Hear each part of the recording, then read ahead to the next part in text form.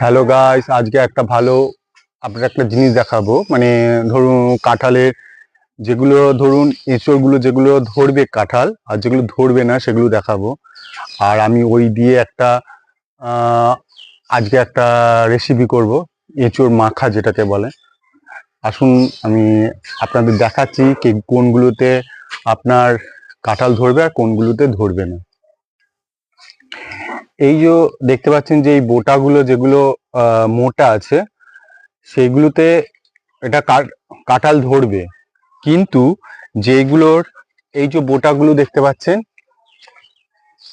সরু আছে, ঠিক আছে, এগুলোতে কাঁঠাল ধরবে না, এটা একটু বড় হলেই পড়ে যাবে। তা আমি যেগুলোতে ধরবে না সেইগুলোকে আমি পেরে নেবো, পেরে আজকে যে রেসিপিটা আছে সেটা আমি করব। দেখুন এটা আমাদের কাঁঠাল গাছ,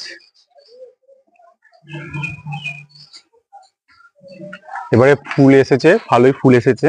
দেখুন আমি আরেকটা জিনিস আরেকটা দেখাচ্ছি। এই যে এটা দেখুন, এই যে বোটাটা দেখুন সরু, তার মানে এটাতে ধরবে না, এটা পড়ে যাবে, আমি এটা পেরে নেবো। আর যেগুলো ধরবে সেগুলো দেখুন বোটাগুলো এরকম মোটা হয়, এই যে দেখুন বোটাগুলো মোটা হবে, সেগুলো ধরবে কাঁঠাল, এগুলো আমি পেরে নেবো।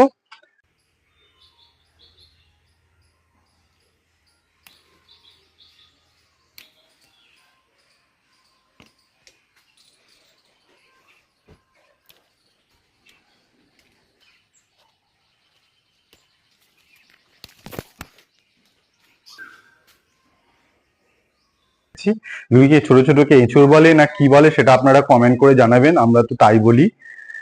এবার এগুলোকে জলের মধ্যে ভিজিয়ে রাখবো কিছুক্ষণ। এই যে জল নিয়ে জলের মধ্যে ভিজিয়ে রাখলাম। আচ্ছা, এই এঁচড় মাখার জন্য যে যে আইটেম গুলো আমাদের দরকার আছে সেগুলো একটা একটা করে আপনাদের দেখিয়ে দিচ্ছি। এই যে সেই গাছ থেকে পাড়া ছোট ছোট যে এঁচড়, আর আমরা কিছু পাকা কুল নেব, একটু তেঁতুল নেব, এটা হচ্ছে ধনে পাতা কুচি নেব, আর এদিকে হচ্ছে শুকনো লঙ্কা পুড়িয়ে নিয়েছি, লবণ, চিনি আর সর্ষের তেল নিয়ে নেব। এবার এই এঁচড় গুলোকে ঝিরিঝিরি করে একদম কেটে নেব। এটা এভাবে ঝিরিঝিরি করে কেটে নেব এই মেশিনের দ্বারা।